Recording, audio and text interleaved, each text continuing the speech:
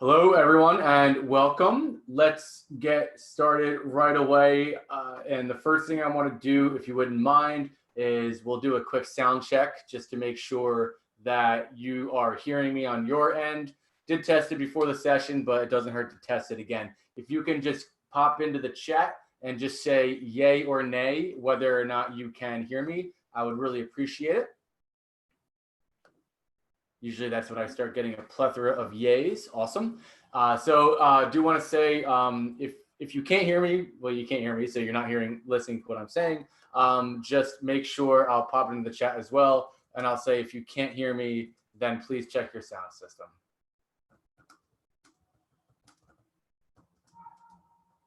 And ignore typos. I am not the best typer in the world. Awesome. So it does look like most people can hear me, but I did want to pop in there and say, if you can't, please check your sound system, and then we can get rocking and rolling. So really excited today to present on differentiation again. We're going to do a deep dive. If you were on a call or on the webinar with me a little over an hour ago, then you heard me allude to this session. We did a little bit of discussion on differentiation during that session, but it was very superficial, and it was more related to how to do differentiation with Quizalize as opposed to what some of the theory is behind differentiation and what some of the best practices are. That's what we're going to do today. We're going to do, it'll be more of a discussion.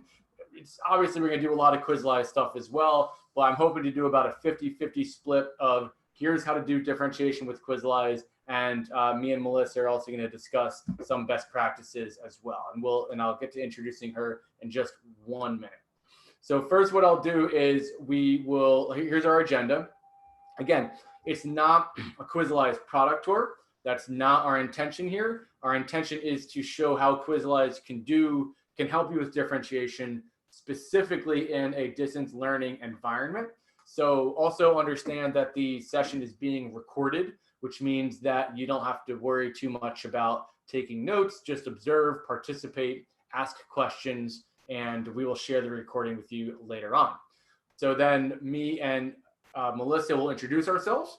I'll probably do more of the Quizalize talk, and then Melissa and I will have chats about Quizalize as well as the deeper dive into differentiation and theory. We'll definitely do a bit of a walkthrough as well, and we'll have a Q&A.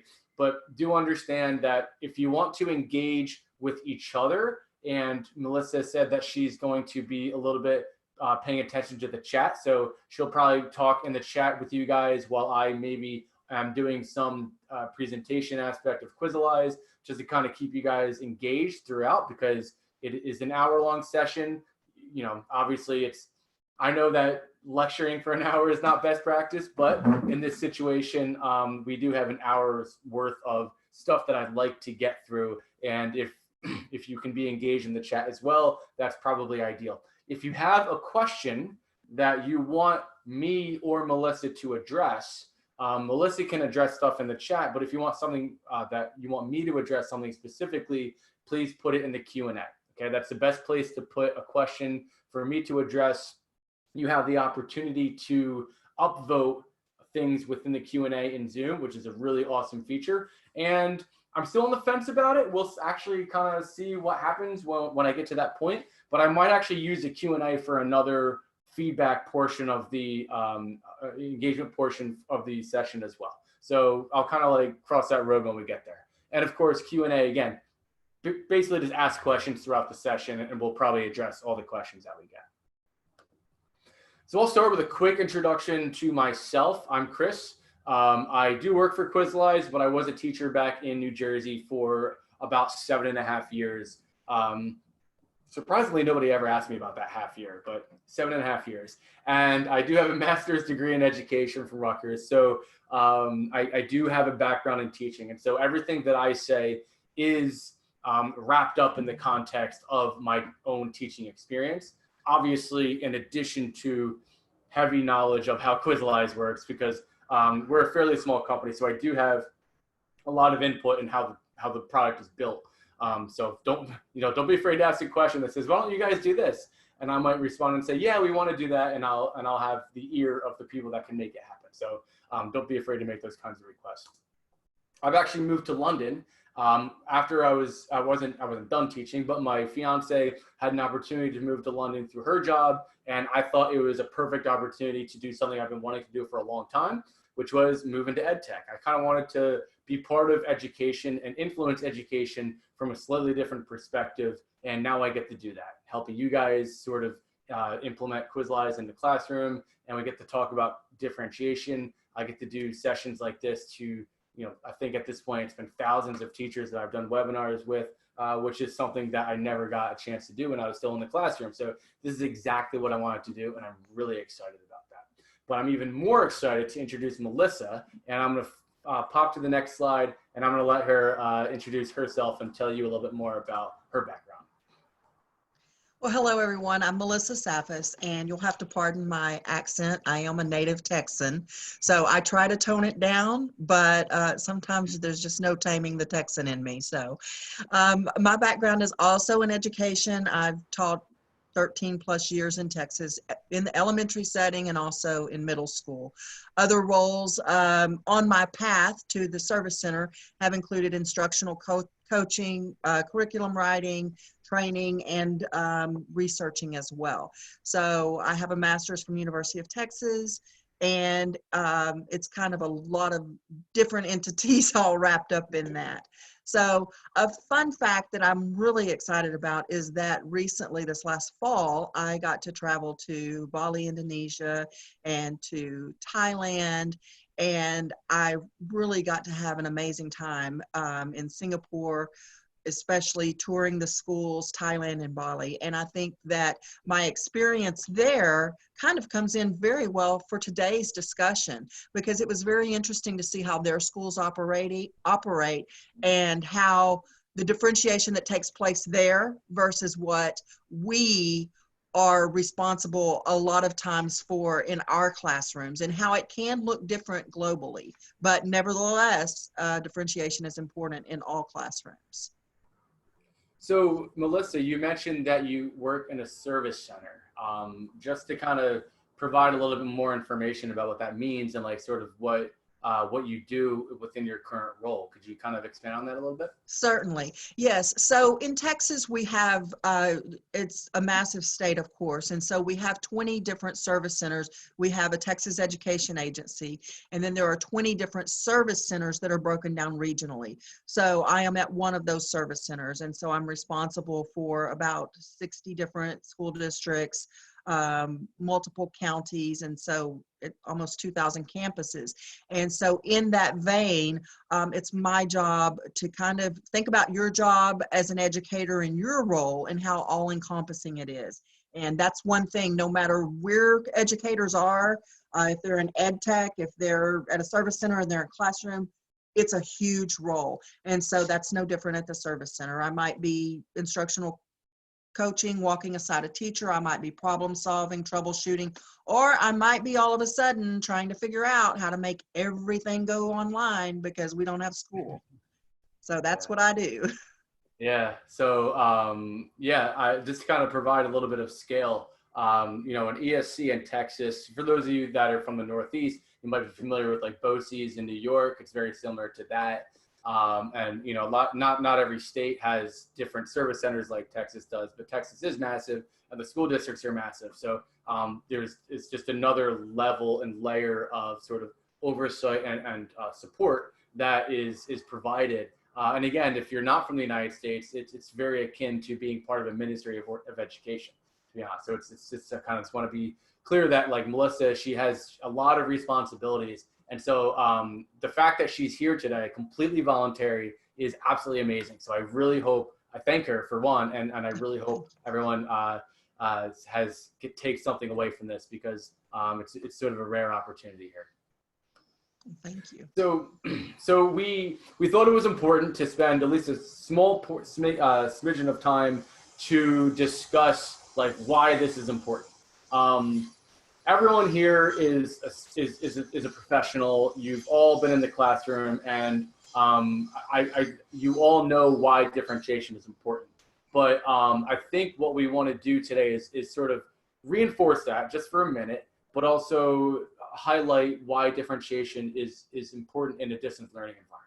So, from my perspective, just to kind of talk about where I've come from, and this might resonate with you as well. Differentiation, even when I was in the physical classroom, was one of the most difficult parts of lesson planning. How to figure out how to provide the right resources and instruction to a student that is most effective for them at a time when I have literally 3 or 4 different types of groups of students that I need to somehow cater my lesson planning to. And it was very difficult. And oftentimes, I'm ashamed to admit it, right? I mean, time is of the essence, and you're only one person, and it just becomes a little bit too much. Actually, when I was applying for jobs, when I moved to London, I was literally in the passenger seat of my mom's car as we were driving to my sister's house to say goodbye, because I was literally like 1 month away from leaving the US. I still didn't have a job yet. I was doing a little job search on my phone, and I found Quizalize had a differentiation tool. And I kid you not, I pigeonholed, or I tunnel visioned into that, and I applied, and here we are today. So I'm literally here because Quizalize has a differentiation tool, and it was so difficult for me when I was in the classroom, and it really resonated with me that I wanted to help get the word out. But I know that Melissa also has some thoughts about what's really important about differentiation. So let's hear from her as well. Absolutely. And I appreciate the story that you tell, because a lot of times the last thing I want to do is be disingenuous. And so I always tell my friends when I'm conducting a session that, I hate to disappoint you guys, but I'm not here because somebody got the word that I'm the expert and I know every single thing. So they decided to give me this job and put me in front of everybody to spread my wisdom. That's not the case. A lot of times, we don't know, and we have to keep trial by error. And so I'm glad that, it makes me feel good to know that, differentiation is not something that you always had a handle on in the classroom. And so that's what drew you to Quizalize, because I know I shared the same experience. It was daunting. I knew it was important, but a lot of times it does fall by the wayside. So that's what I wanted to, I'm not going to insult anyone's intelligence here. You guys are obviously on board with differentiation, or you wouldn't be here. You're professionals in your fields. I'm not going back to the 101 of differentiation with Carol Ann Tomlinson.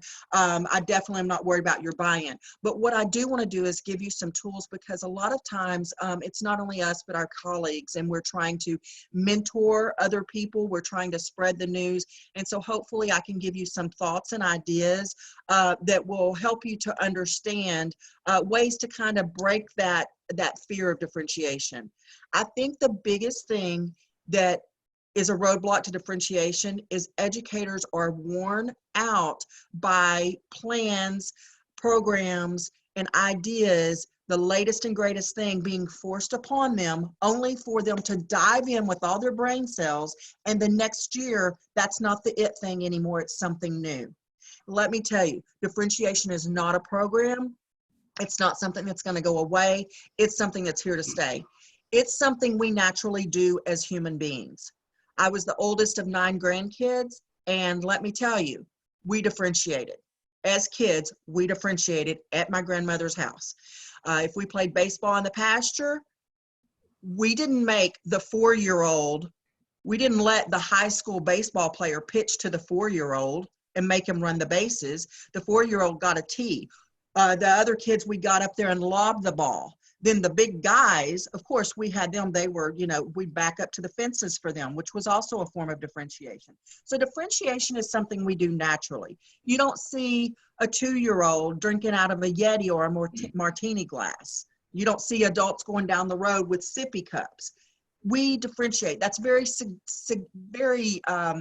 simplified examples, but it really does make people turn on that brain and think, aha, okay, differentiation, it's a thing, it's a plan, it's not a program. So it's very important. Hide and seek, same thing. Little kids don't have to count to 50, the big kids do. So little things like that kind of make people realize this is an important thing. So, okay, let's do it. Now what do we do? So I've decided that all of my brilliant kids, my GT kids, my high achievers are bored to tears because they already know it and they think you have nothing to offer them. The struggling kids are like, I'm never going to learn this. She can't help me. So they turn off. So you've got these two groups that are just lost. And so you decide, okay, let's try to differentiate for them. There are many ways to do that. And we'll talk about some of them hopefully today. I don't want to get too lengthy here. But one of the important things is once we decide testing out, great idea, but oh my gosh, who wants to spend all weekend writing 5 different things? And that's one of the things that I've enjoyed doing in the classroom with Quizalize was once I did have my kids and it alerted me, these are the ones that need help, these are the ones that need this. I did not have to go seeking wisdom of what to do next with these kids. It would be ready and waiting for them. Okay, you've got this, move on to this. So I think you'll be pleasantly surprised that some of the legwork is done for you with not only Quizalize, but to a certain degree, the kids can differentiate to themselves sometimes if we just allow them that opportunity. So I think it's going to be a really fruitful discussion today. I hope so. Definitely one of the things that is really important to me is we mentioned the kids that that start off at a higher level. I personally, in my experience, those were the hardest to deal with because you want to be able to stretch them and so that they remain engaged. And I think I mentioned this when we first started talking about this, Melissa. I had a tendency to actually hold them back because it was easier to hold them back and sort of recruit them to help me with the rest of the kids than it was to give them activities to help push them forward. And so those are the kind of conversations that are really important to have. And hopefully we can start to do that more often. Perfect. Okay, so again, like it is necessary that we do delve into Quizalize and what the actual platform does to make sure that we have everything wrapped up in the proper context. But I'll keep it as brief as possible because we want to talk about more advanced things. I will say before I move forward, we have tutorials. So again, today is not a here's how to use Quizalize step by step. It is here's what Quizalize does, and here's how Quizalize helps with differentiation, and here's how Quizalize can help with distance learning and differentiation. And we'll expand the conversation there. But you do need to know what Quizalize does. It is a formative assessment platform. It is gamified. If you want to learn more about sort of how all of that portion of the product works, if you haven't already done so, try to join us on sort of our intro to distance learning webinars where we kind of do a little bit deeper dive into different aspects of Quizalize. But one of the main ideas is that you can essentially assign quizzes to your students and it's centralized in their dashboard. So there's lots of different features you can turn on and off to sort of to customize what that quizzing experience is like. But once you assign your quiz and once you assign the settings and the follow-up activities that you want them to have tied to it, then students kind of go to a central location and that's where everything is going to be. We do pride ourselves on data. Now, I don't want this portion to be lost. Differentiation is the main key of what we're doing today, but the really awesome thing is that while you're differentiating, you are also collecting data. So that is part of how you differentiate for the future.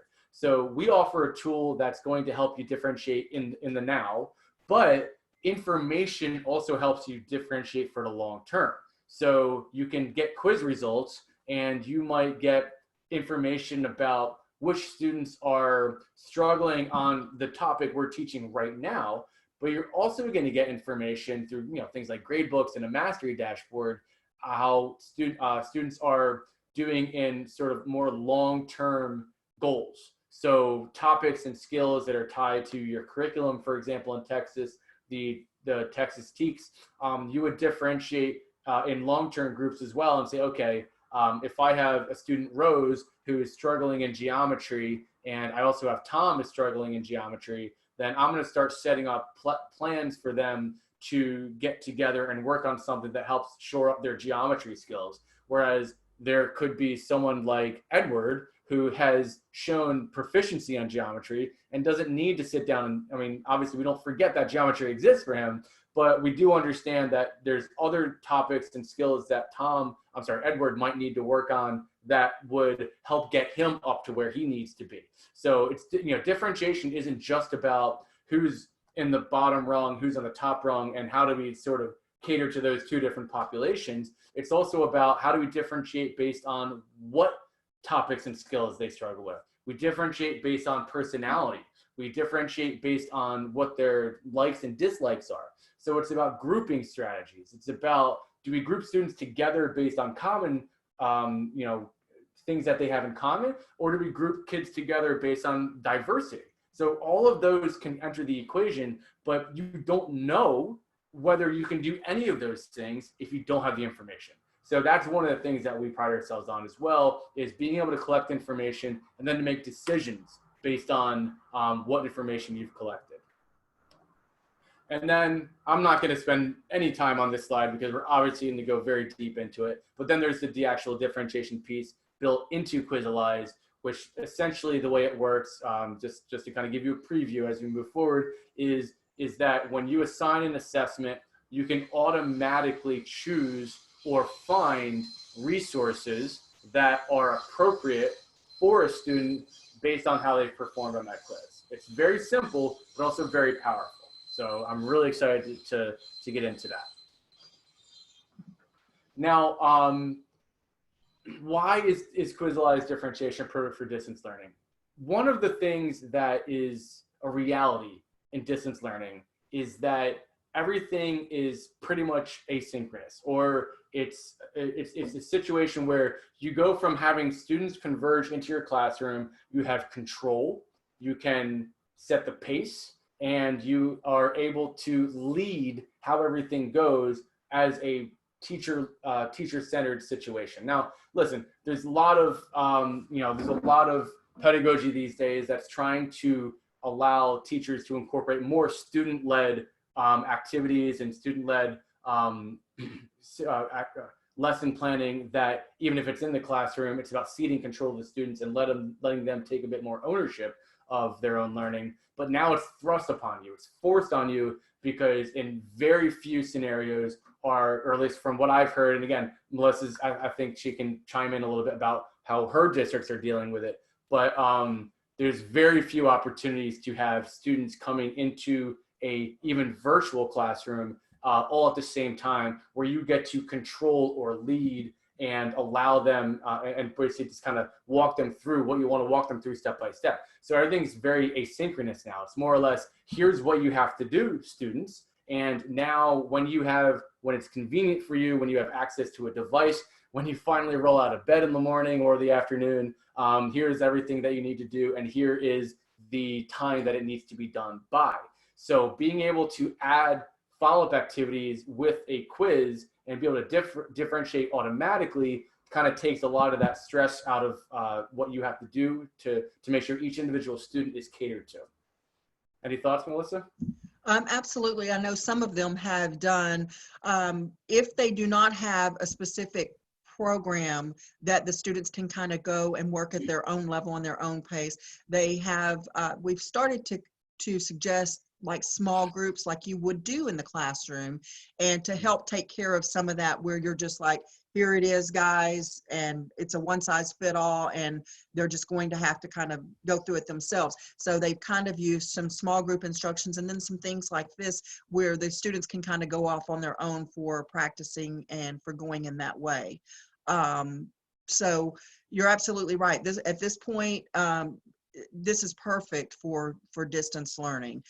Even some of them, we've even had to look at some things as far as controlling when you talk about when they finally roll out of bed. And so you've got some people that have had to kind of lighten up a little bit, because they're like, well, I'm going to make a mandatory meeting every morning at 8 a.m.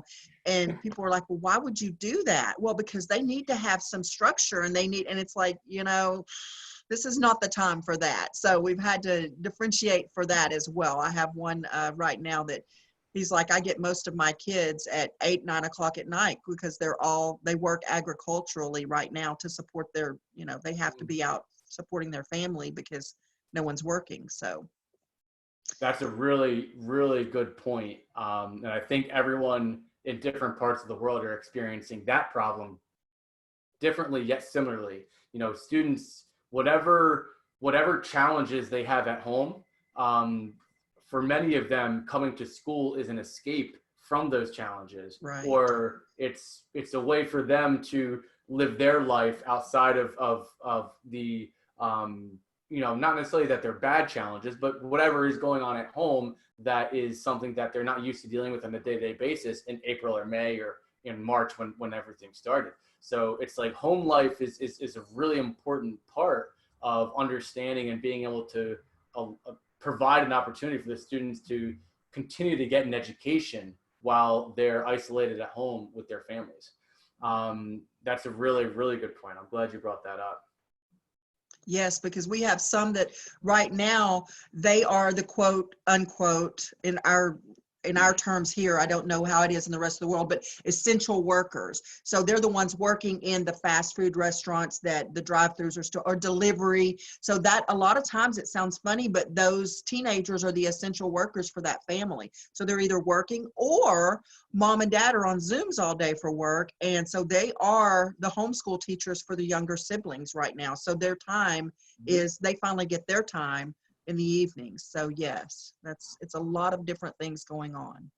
I'm going to touch on that a little bit more later on, because I think one of the important things that we're equipped to do is to see, is to start to be sensitive to the clues that might be the case. You might not know that your students have extra challenges or what those extra challenges are. But again, it's all about information. The more information you get, the more clues you have, and the more clues you have, the better you're equipped to start a dialogue with them to figure out what's going on. So this is really good.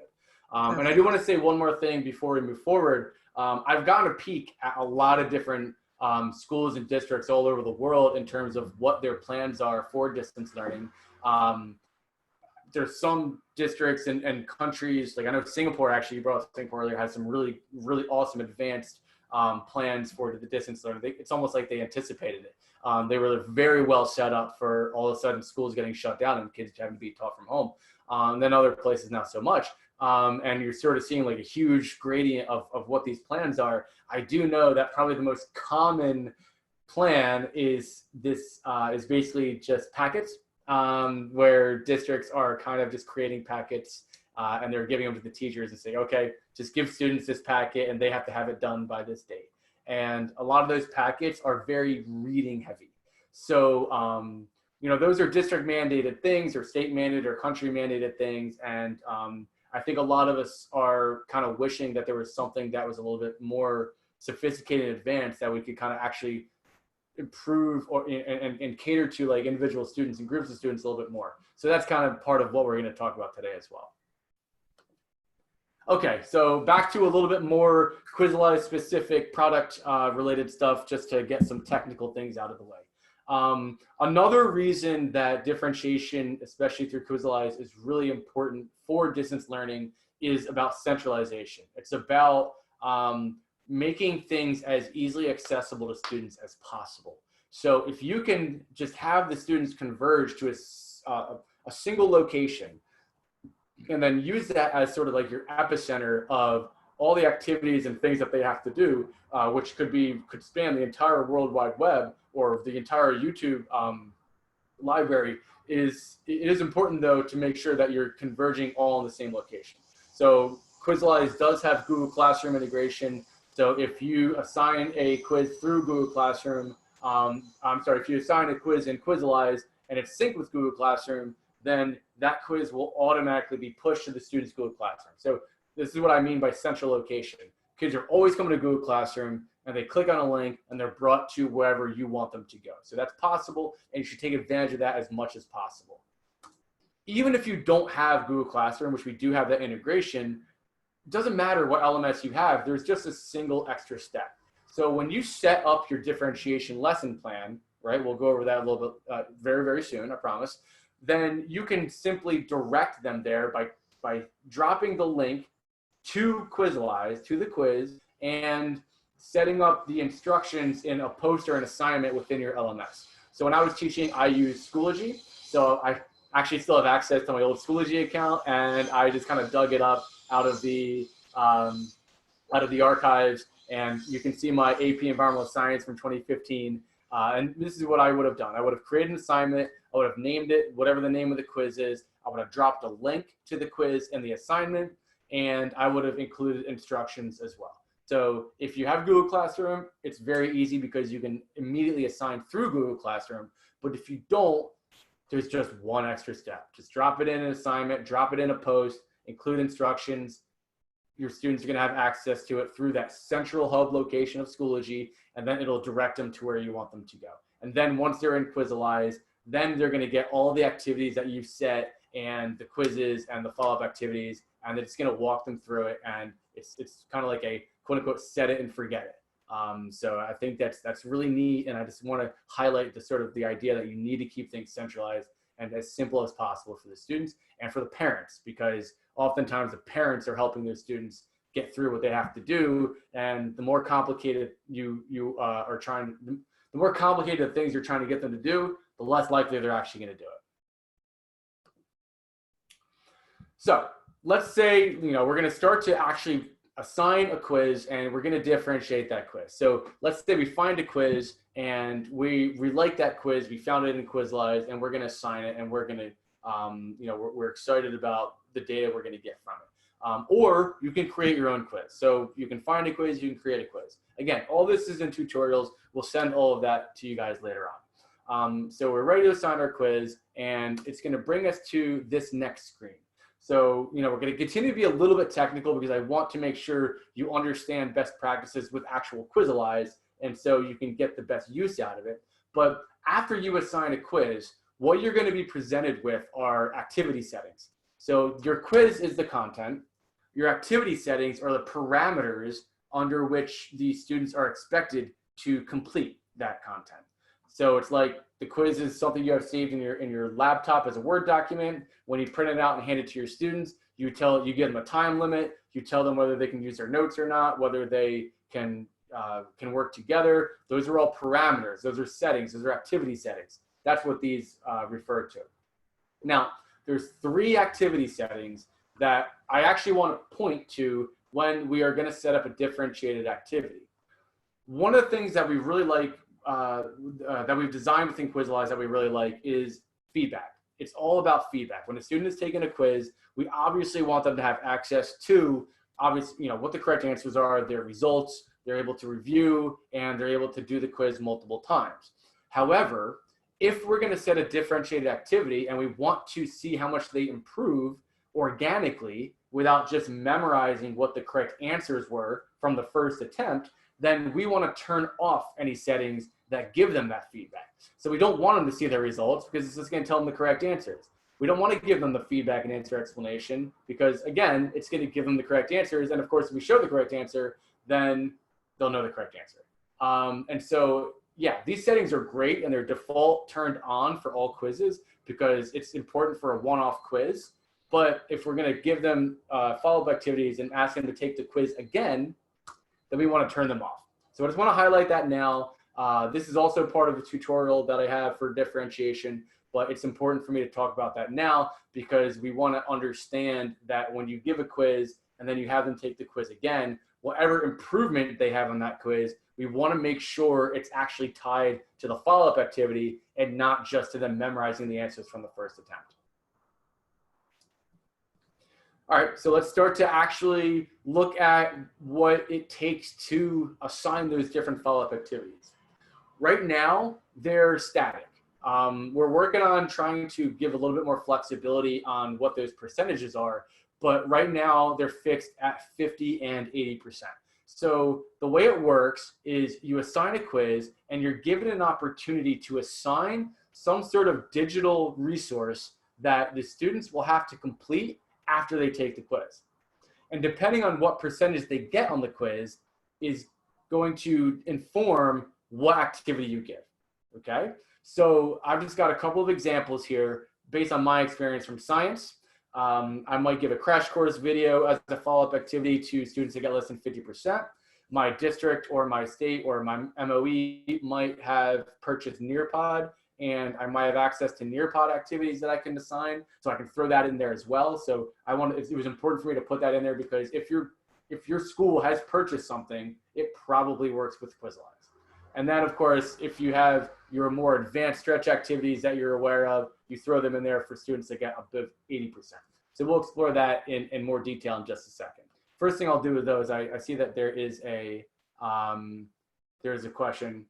Yeah, Lisa, so we're actually doing a lot deeper dive. It started off very similar to the one we did earlier, but it's about to go a lot deeper into just differentiation. So now's the time for things to get a bit different. And Chris, just to let you know, there are several questions that are not in the Q&A. Okay. They are on the webinar chat, like relating to uploading and different language curriculums available. So can I just save those and get to those at the end? I don't want to interrupt your train of thought here. I'll just do a quick gander. I know that if there's a question about curricula, those we're not going to address here because we want to stick to differentiation.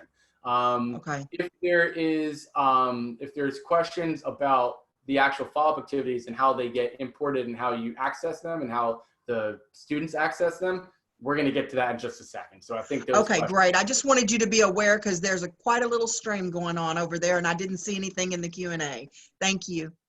Yeah, and I would like to remind everyone that if you have a question that you would like for me to address, please put it in the Q&A because it's, the chat goes very rapidly. So I can't do both presenting and look at the chat and be very efficient. So if you have something that you want me to address, please put it in the Q&A. Okay, so here's where we're going to really start getting into that deep dive into the differentiation. We're going to start talking about what theory is behind what I would choose and what's appropriate as a choice for a follow-up activity for each group. Before I do that, I do want to highlight that within Quizalize, you actually have the opportunity to be presented with follow-up activities that we can suggest.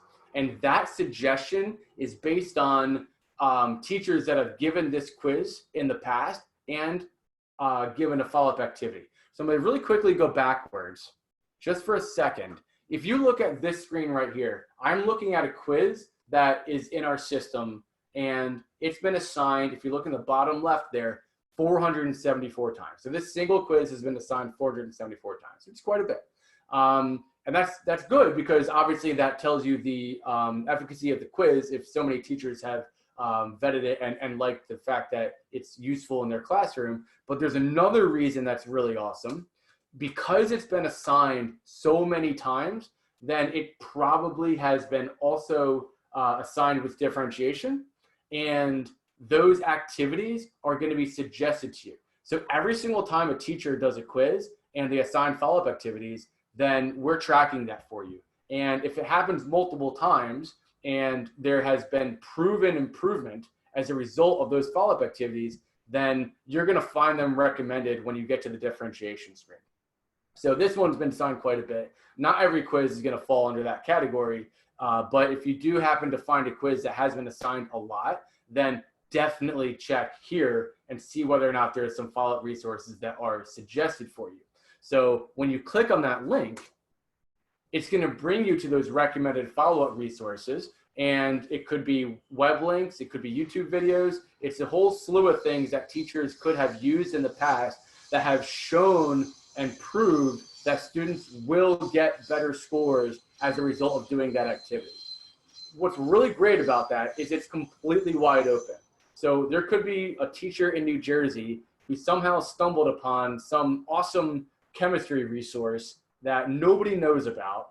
They add it as a differentiated follow-up activity. And then if students improve, then there's teachers in Malaysia that are going to give, maybe they find the same quiz, they're going to find that same resource as a follow-up activity that is suggested to them. So it's really cool because, again, we're not sort of pigeonholing you into any type of resource. It's super duper wide open. So now we're starting to get some things into Q&A. So we'll start to address that now. So differentiating tools for different languages.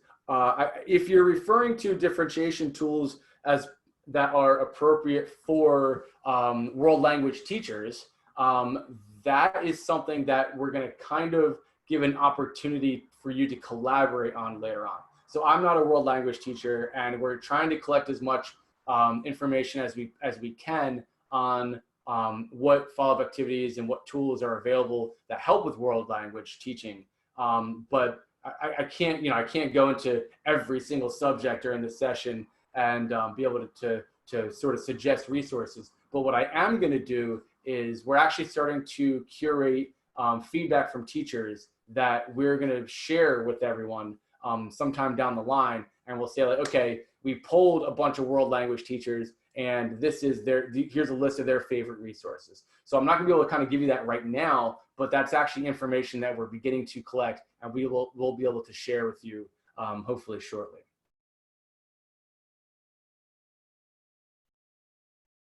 So Tameen, I think I might, I'm not sure if there's a bug that you might be reporting, but I'm not 100% sure why that would have happened. It's not what's supposed to happen. If they're not able to go to the other activity, well, they would if they take the quiz again and they get above 80%. So hopefully when I go into the capabilities in a little bit more time, in about 5 minutes or so, you should be able to see that they should be up on that material.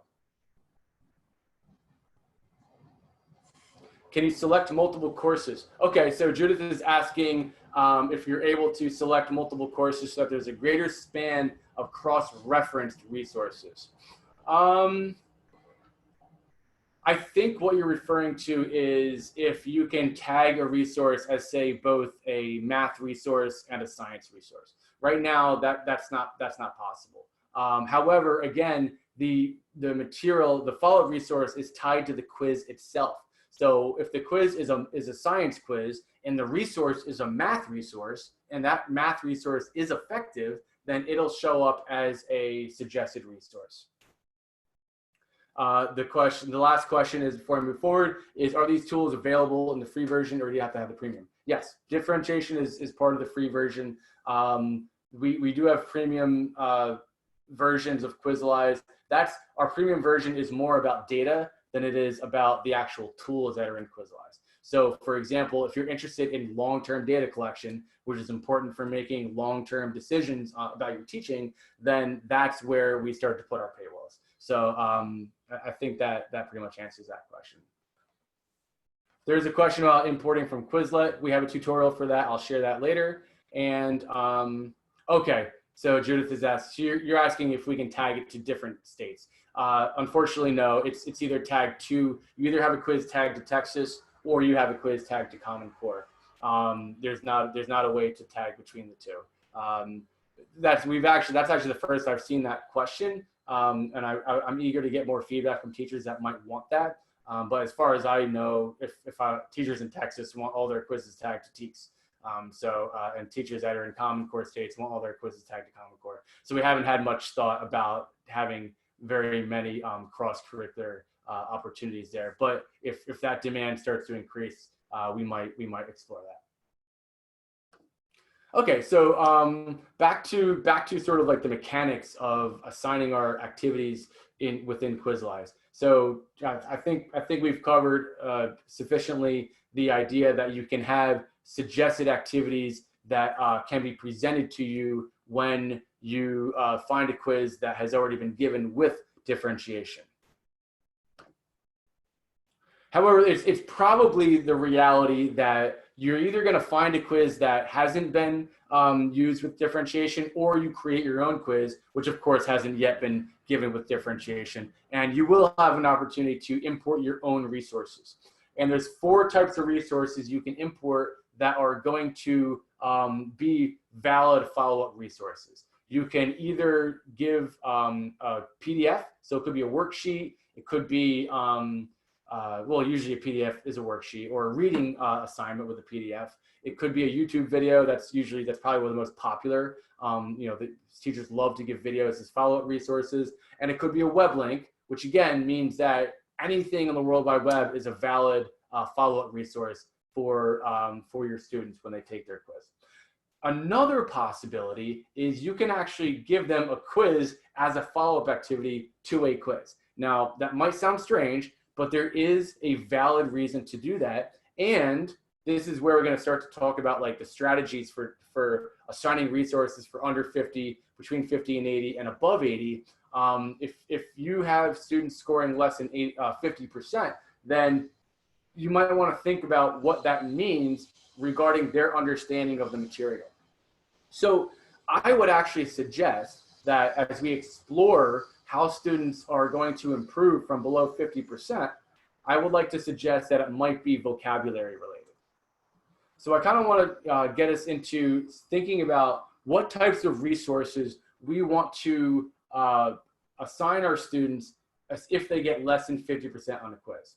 So I'm going to come at you from a science perspective, and I'm going to say, let's say we're teaching a lesson about climate, and I want students to understand some very nuanced information about how climate works, how it affects biodiversity in different areas of the world, what causes climate, and how humans impact climate. There's a lot of really deep questions you could ask relating to climate. But if you ask those questions and students don't understand how to answer those questions properly, then it's very possible that one of the biggest reasons for that is they don't understand the basic concepts, they don't understand the vocabulary, and they simply don't recall the simple facts. And especially with vocabulary, I might then come in and say, okay, fine, you got less than 50%. I am going to give you a vocab quiz as a follow-up activity. I'm going to come up with a list of 10 terms that are very important for you to make sure you know relating to climate. And if you get less than 50%, I'm going to go ahead and add another quiz as a follow-up resource to your activity as a follow-up for that less than 50%. And so then the students then have to do that quiz to sort of, okay, define climate, define precipitation, define biome, define biodiversity, whatever terms you think are important, that might be what you would assign as a follow-up resource for those particular students. Now, if they do get above 50%, then you can probably feel pretty comfortable that they understand those terms. So that's why you don't need to give them that extra practice with that vocabulary. But the students that get less than 50% probably do need the extra practice with the vocabulary. This gives me an opportunity very quickly to highlight just one extra feature that's within Quizalize. When you assign a quiz in Quizalize, one of the features that you can use is something called mastery mode.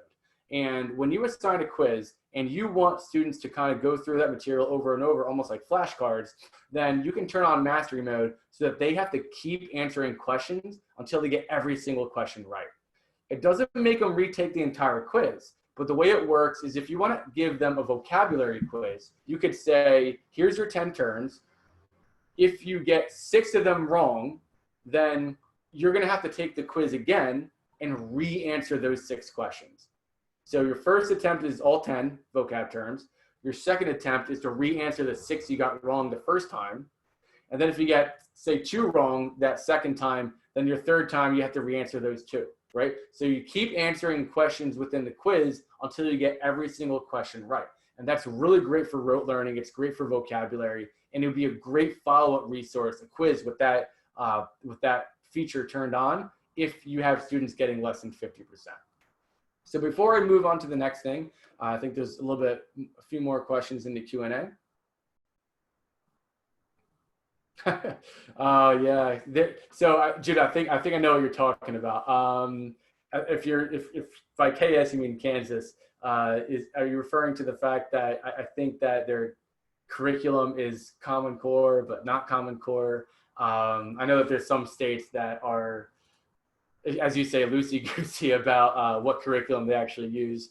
Honestly, for a lot of you, if it is loosey-goosey, I would say go Common Core. Yeah, I mean, use that Texas content as well because we have so much of it. And then there's another question, is it possible for the quiz to be imported into Microsoft Teams? Microsoft Teams kind of falling under the category of LMS. There's no direct integration with Microsoft Teams. But if you kind of recall back to my, when I showed you how to assign it through Schoology, it's just a matter of dropping the link to the quiz into Schoology or into Microsoft Teams, and then communicating, that's going to be presented to your students, and they can access Quizalize through your LMS that way. So here's an opportunity for, I think, some feedback from Melissa. She's been very patiently waiting as we've gotten through some of the more technical things. But I also want some feedback from you guys. And I think I'm going to do it in the chat. If you wouldn't mind, I would like to use the chat for you to provide some input into what types of resources you think are appropriate for students that get less than 50%. Whether they sort of agree with the suggestions that I've made, things that target rote learning and vocabulary, but I also want to hear stuff from language, world language teachers, some ELA teachers, kind of say what you teach and what types of resources you think are appropriate for students that got less than 50%, so other people can see it and they could sort of be inspired by your ideas. And if Melissa, if you have any thoughts as well on what types of resources you've been suggesting that teachers use for less than 50%, I think now's a good time. Okay. Well, many of the things I do that I do suggest in the classroom that can easily be transformed to the virtual and online environment is a lot of times, especially with our ESL students, I allow them kind of a show what you know platform. And so sometimes it might be kind of like in the classroom where you would do kind of a spilling of knowledge, and you might be able to use a different modality. So maybe you could show me about what you know about the different types of government rather than trying to match terms or do something. If your mastery, if you keep taking it and you're not getting any further, then it's time to switch up your modalities. So I use that a lot of times in the classroom, and I continue to use that and can do it in an online setting. This would be perfect. I've had kids that, show me a picture of it in the classroom.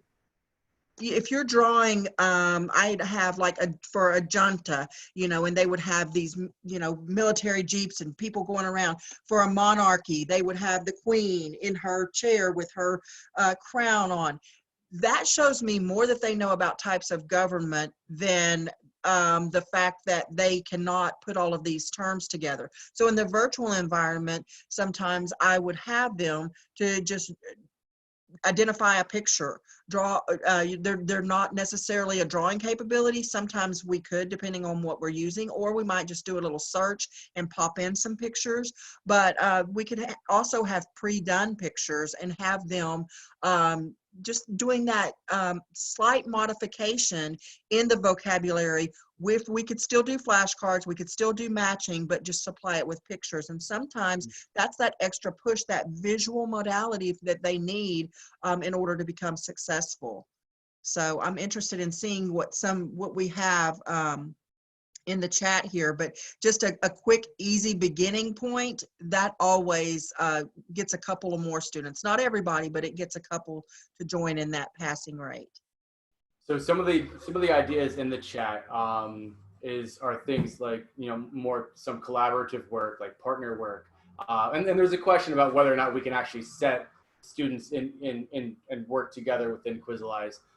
That's not possible. However, I would suggest that you could create a Google Doc or some sort of shared document that is accessible through that follow-up activity. So if you have a Google document that has certain types of feedback that you want to get from your students and they collaborate within that feedback, then you could basically set up a Google Doc for those students that only access it if they got less than 50%. So in effect, you are actually grouping those students. You can't sort of, it's only one Google Doc that you can put under that follow-up activity under 50%. So it would be more than two people, but you can have sort of everyone who got less than 50% sort of converge under the same Google Doc and ask them questions or ask for feedback from them that is collaborative but appropriate for them. There's a couple of other really good suggestions. I do want to say, however, I'm getting some questions in here that are not really pertaining to differentiation. I just want to let you know, like, this is about differentiation. If it's something very specific to a Quizalize feature, do be aware that I'm going to send those tutorials. But also, you could ask us those questions in the chat function within Quizalize. I want to try to keep things sort of focused on differentiation here. But there's another really great suggestion. I just don't remember where I saw it. Oh, it was from Melissa. Yeah, no, it was about the needling one. There's another one. So for the world language teachers, I guess there's a software called Boom, which is flashcards, which I've actually never heard of it myself, but it's something similar to Quizlet. Again, Quizlet is great. Like assign a Quizlet as a follow-up activity, or you can actually import Quizlet into Quizalize as well. And we have help articles for that. So if you're interested in learning how to do that, feel free. But yeah, Quizlet would also be great with the vocabulary. So I think we're all on the same page for a lot of the different types of activities you might assign for those students to get less than 50%. And then there was also teachers in another session that said that they really like YouTube videos for the lower group because there's a lot of great content out there that's just basically like, okay, here is a very simple tutorial of the material that we're learning about today. It could be from things like Crash Course. If you have a favorite YouTube channel that you really like, drop that in the chat as well, because there's so many YouTube channels out there. And if you have one that you really like and it's been very effective for you, I'm sure other people would maybe want to explore it as well.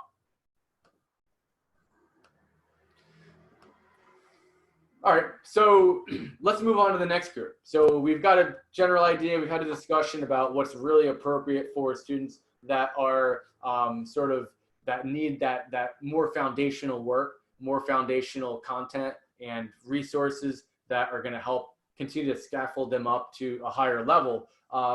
Let's look at that middle level. So let's say that students do demonstrate that they understand the core concepts and the vocabulary.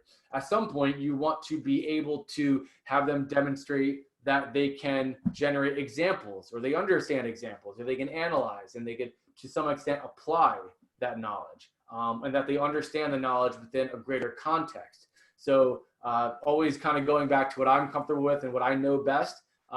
If my less than 50% kids are reviewing vocabulary, then hopefully that helps them get into that 50 to 80% range, and they're able to demonstrate that they are starting to understand, or they need to understand, examples of climate. Like I mentioned earlier, if I can point to the equator and say, what type of climate do we have here and why, then they're starting to understand not just what climate is, but how it influences other things that are connected.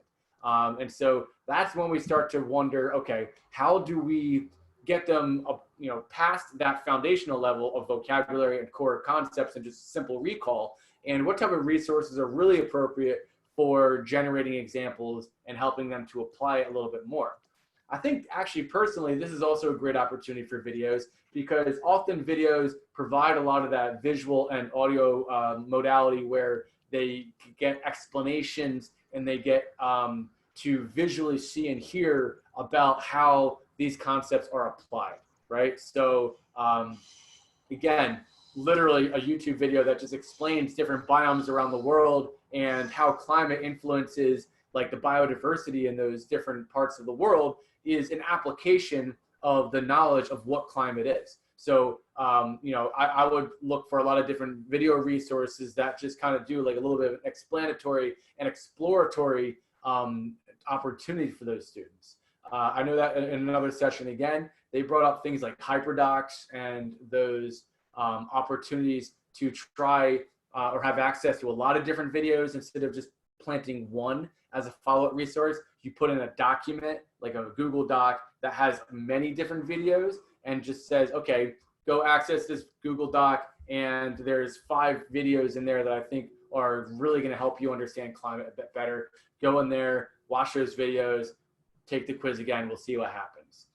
So again, let's see if we can sort of start to parse what types of resources are appropriate for this level. So I think it was fairly straightforward trying to get to the kids between or below 50%. But what types of resources are out there that help you go a little bit above and beyond what that just rote knowledge and recall knowledge that might be necessary for students that are below 50%. So for a second time, I'd like you to pop those suggestions in the chat, and as those suggestions get populated in there, Melissa, if you have any thoughts on this as well. Okay. We're definitely moving into where we're getting into some extension activities, as Senorito Rivera has expressed.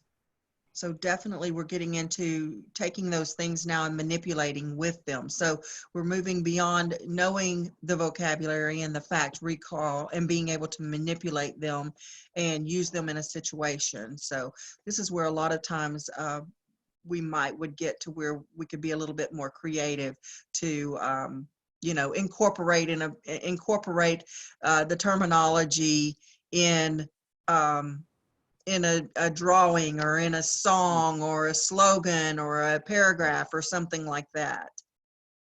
Yeah. No, yeah. I mean, I think, I mean, honestly, at some point, the reality is we start dropping Bloom's taxonomy, and it just turns into, you know, and it applies because, again, that less than 50% group is about that sort of rote knowledge. And then we start to get to, as you said, extension and application.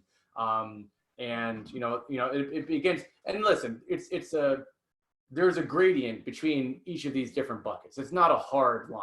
So you're going to get application is going to start to creep into that second level where, you know, it might start to also turn into something that is more evaluation or creation, where, you know, the true ability to showcase how a concept works or model it or something along those lines with a picture, with a diagram, within a story, within a riddle. You know, there's lots of different ways to do it. And you start to get to the point where it's, you know, is that a stretch activity or is it appropriate for between 15 and 80? But that's not really the point, is it? The point is that we try to offer different opportunities to showcase that knowledge. And then as they demonstrate that, they move into the next level and they get yet another activity that further extends them.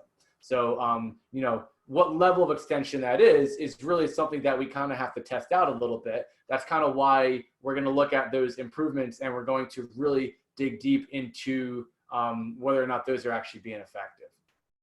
Okay, so I am gonna we're actually running a little late, so I'm gonna kind of accelerate it just a little bit. We went a little bit longer than we usually do. I think this has been so rich with conversation, so I'm gonna kind of accelerate it forward just a little bit.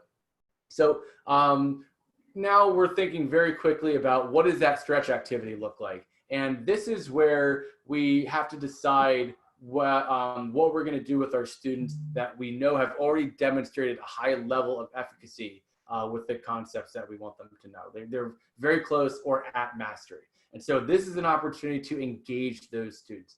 And again, I mentioned this way in the beginning. This was what I struggled with the most when I was teaching. So I would highly recommend that you really take this opportunity to heart, where you can assign something as a follow-up resource that really comes in and says, okay, you're doing great. You clearly have you clearly demonstrated the knowledge necessary for a certain level of mastery. Now I'm going to challenge you to create something or to really analyze something, to do maybe a pros and cons type of project, to do some collaborative project with like forums and Schoology. Again, maybe go with the Google Doc opportunity where you could say, here's an opportunity for you and 3 students that also got above 80% to come up with a story that applies the knowledge, and you know, stretching them to challenge them to do something way outside the box. This is where your opportunity is. And again, if you're relating it back to things like curriculum, then it's also an opportunity to say, okay, I'm comfortable with where you are in terms of my teaching of the curriculum right now, but I think we have an opportunity for you to go above and beyond. And for many kids, that's very stimulating, and it's something that we should take advantage of as often as possible. Or potentially, it could just be a reward. Maybe you just pop a PDF in there and says, "Congratulations, you get a you get a pass," or you get something like, you know, here's something that I'm going to present to you just as a reward for doing well. It really is. It's completely up to you. Those are just a couple of different suggestions. This is usually the stage where everybody else is kind of jealous and they're like, I want to do what they're doing. I want to do, but in reality, the reason they can do what they're doing is because they have that level of mastery. This is where you might go and create a game or an app, or you might make a piece of media. You might make a movie trailer about something and incorporate the information you needed to know, or invent a new continent. This is where you're really showcasing what you know. And like everything else in life, when you really know what you're doing, you make it look easy. So the other kids are like, hey, no fair, I want to do that. But then they realize it takes a lot of knowledge to do that. And again, Chris touched on the fact, good, you're at my curriculum. I am fine with you going beyond. So this is what we're using, is this vocabulary and these perimeters. But you know what? You've got the knowledge base to go higher. And so that was something in the classroom I struggled with. I was kind of a control freak, which I didn't know about myself. And I wanted to hold on to that. Like, oh, save it for next year, which is ridiculous. Let them go. Yeah. And I did even worse things, right? Like, we would say, we would start a group activity, and I'm going to pair, Nick, who is always getting 100%, and I'm going to pair him with Julie, who's really struggling. And you're kind of like in your head, you're kind of relying on Nick to kind of do your job for you with Julie, because it's just an easy, low-hanging fruit to kind of hope that something rubs off on her. And so like it's really unfair to Nick, to be honest, right? Yes. But it's so easy to do, and it's human nature for us. Because we're pulled in 100 different directions. So Absolutely. Take advantage of a tool that allows you to do that automatically, and give them something that you think will stimulate them. Okay, I'm going to skip through this because it's just, again, this is all part of a tutorial. So because it's part of a tutorial, I'm going to ask that you just watch the tutorial on this after the fact, because it just explains what it looks like from the student side. But I promise the tutorial is like 4 minutes long. And I would probably, because I never shut up. So I'll probably just end up talking about it for about 15 minutes unnecessarily. But actually what I want to do before we move forward, and this is part of the tutorial as well, this part. So I just really wanted to have a very short conversation about how we use improvements data, because one of the key pieces of information that you get out of a differentiated activity is an understanding of how much students are improving from one attempt to the next, right? So remember, we set up an activity where students take a quiz, they do a follow-up activity, and then they take the quiz again. So we have data on their different attempts on the quiz.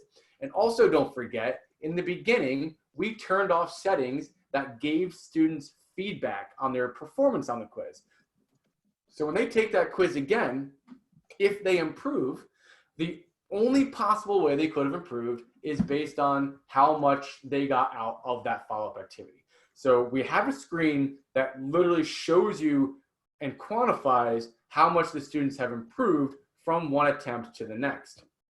So I just want to have a very brief conversation about what we can get out of this and how it helps us create dialogue with our students. So on the one hand, we have an opportunity to see how much the class has improved overall. It's really powerful. There's reward opportunities here. I've had teachers come out and say, we've talked about this, where they might tell their kids, if you improve above 50% overall on a quiz, this activity that I give, then I'll create a TikTok video for you. And the kids just go bonkers over teachers like creating TikToks and getting on social media and doing crazy things and really putting themselves out there.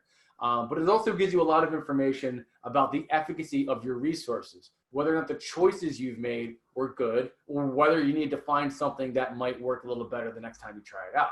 It's that data that you need to help do your job better moving forward, because you're not always going to win, right? Sometimes you're going to give activities, you're going to give follow-up activities, and you're only going to find that there's maybe 5% improvement or 10% improvement overall for the entire class. And that is a good opportunity for you to evaluate those resources, open up a dialogue with your students, and understand why those follow-up resources weren't as effective as you expected them to be, or as you hoped they would be, okay? There's also an opportunity to look at the discrepancy between overall class performance and improvement versus individual student improvement. So again, it's about the information to open up that dialogue. And if you have the entire class improving by 58%, but then you have a student that's only improved by 5 or 10% or even regressed, and you want to understand better about what's going on there, now you know who to talk to. And so this is the true purpose of formative assessment. And the better data you get out of that formative assessment, the better types of conversations you can have. And I think the improvements page is the most powerful piece of information that you can get to start those dialogues, whether it's with the entire class or with individual students. And there's also, a few things that I've learned, especially from a neuroscience perspective, is encouragement and positive reinforcement. Obviously, if you succeed at something, it gives you the drive to continue to want to move forward and work with the teacher, right? So if you can show the class that you give them a pre-assessment and they do the follow-up activities, and then in the quizzes that they take later on, you can quantitatively show them that they've improved as a result of the work that they put in, that's highly encouraging for them, and it's going to motivate them to continue to do so moving forward. But then if that doesn't happen, it's also an opportunity to have that conversation and to put your trust in them to give you honest feedback about why that might not have been. So it's all about maintaining that collaborative environment, not just amongst your students and themselves, but amongst you with your students, and having the information available to you that allows you to open up those conversations. Double checking the Q&A. Yes, 100% Judith, tutorials will be forthcoming, because you'll get an email at the end, and at the email will also have a recording of this, and it will have all the tutorials. They're on our YouTube page. If you search Quizalize Pro Tips on Google, you'll probably find them. Yeah, you'll have access to all those tutorials very, very, very easily. So Melissa, as we sort of call tonight, and I do apologize for having it went a bit long, if Melissa, you have any thoughts about improvements data and what you think what you think we can do with that as educators, I'd love to hear that as well as sort of a nightcap. Well, I basically have a generalized statement that's kind of like, duh, everybody knows. But basically, we've moved to we're not worried about just certain. I know with the whole standardized testing thing, we went through a time where we were looking at certain subpops, and that's what we were concerned about. But we've moved on now to where, we realize all of the students' growth is what's important to us. So I think this data is invaluable to that, and so that we can use that to move that needle, no matter where that student starts out. That's an important thing to do. A gifted kid needs to learn and grow just as well as one that we're trying to bring up to the grade level. So I think this is invaluable to look at this. A lot of times data as teachers, and we've talked about it, you've made mention of it several times, and it's absolutely true. Teachers are running every direction, and before the first day of school, we've got the pretty doors and borders, and we're so excited. We have all these wonderful ideas, but then school happens, and we've got parents and administrators and teachers and differentiation, and we've got all of these things going on. And I feel like the easier the data is for us, that it's made for us to look at, our job is to figure out what to do with it then, and how to move it based on the information we have. And we shouldn't be number crunchers. We shouldn't have to have that burden of it. And so I like that it's nicely done for us. And that takes out the intimidation. That was always the intimidation factor for me. Yeah, it's been in a lot of conversations that I've had, teachers are trying their best to incorporate data more effectively in their decision making, but it's very difficult. Like when I used Google Sheets at the time, I literally entered in, if I had a big midterm exam, I would literally enter in like manually every single question the students answered right and wrong to try to get some insight into which questions the majority of the class was struggling on, and trying to like lump them myself. And it just took forever. And so, the idea here is that you get the information, but that you also are confident that you're tying resources to their assessment, so that you can kind of let them do their thing and you've already set it up for them. And while the information pours in for you, you can then have time to think about what you want to do moving forward after this activity is complete, right? Whether you want to move forward or whether you think it's appropriate to spend a little more time on what you've been covering. Even if it's just, even if it's not necessarily about the knowledge, it's about sort of assessing their emotional well-being. It's just, everything is tied to an knowledge and understanding of where the students are in a variety of different ways. So where they are and how they've come. And a lot of times by the time I would get the data and get it figured out, like you said, I mean, it was time to move on. So we pick up ourselves by our bootstraps and move on. And, you know, we didn't get the opportunity to close gaps. Sable, I see, has hand raised. Sable. Let's see. Sable, did you have a question if you want to put it in the Q&A? We're pretty much done, everyone. So thank you for joining. But if anyone has any last minute questions, throw them in the Q&A, and we'll give it like 2 more minutes before we call it a night and I close everything down. I know Nicole, you had a question about what about I never know how to say it. Is it Quia or Kia? Quia. I know it's another assessment platform, but I know that they're also tied. I think it's easy to tie a lot of your publisher's content into that platform. So if you have publisher content and you want to use that as follow-up resources, go for it. I have no issue whatsoever with you using another quizzing platform in conjunction with this. So, okay, Sable has a question about children with disabilities. So, I mean, the differentiation strategies as far as what types of resources they would access based on their scores is, you would know more about that than we would. If what you're asking, however, is if we have accessibility features that might be helpful, I can tell you that we have a few. We're looking to hopefully add more as much as possible. I would say the main one is that we have text to speech. So if one of those if one of those learning differences is either something reading related, or if they are English second language, text to speech is a feature you can turn on for the quizzes, and that hopefully will help them be able to answer the questions in a multimodal fashion. They can read it and hear it at the same time. But as far as anything else, I'm trying to think off the top of my head. I'm pretty sure that's the main one. And if there's anything else, if you think there's something we should add, Sable, feel free, like, respond to my follow-up email when I send you the follow-up resources. Just tell me what accessibility issues you think we can help with, and I'll run it to our tech team. We'll see what we can do.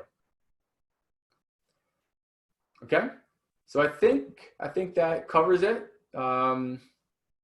Unless another question comes in, I'm gonna knock everything down. I want to give a big thank you to Melissa. Thank you so much for all your insight. It's been very, very nice to be able to kind of share the spotlight a little bit, and not, even though I still do a lot of talking, it's nice to kind of defer a little bit more in the middle of the session. I think your insight has been amazing.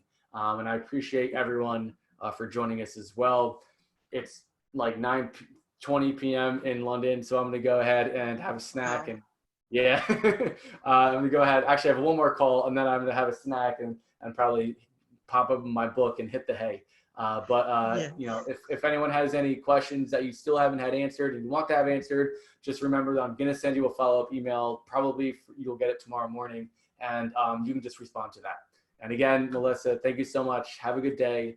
Everyone else, have a great night. Have a great day. You're so welcome. It was a wonderful group of people. I enjoyed it. My pleasure, Chris. Thank you. Take care, everyone.